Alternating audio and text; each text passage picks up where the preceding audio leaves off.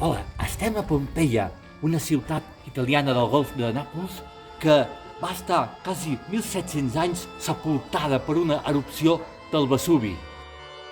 L'any 79 de la nostra era, l'erupció del Vesuvi va sepultar aquesta gran ciutat, on hi vivien uns 10.000 habitants, i que va restar oblidada durant segles.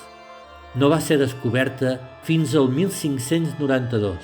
Posteriorment hi va haver algun saqueig, però les excavacions no van començar fins al 1738.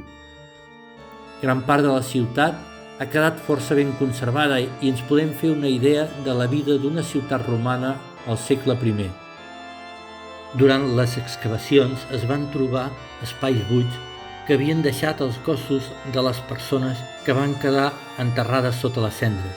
Es van omplir aquests espais amb guix i d'allà van sortir motlles d'homes, dones, nens, gossos i cavalls.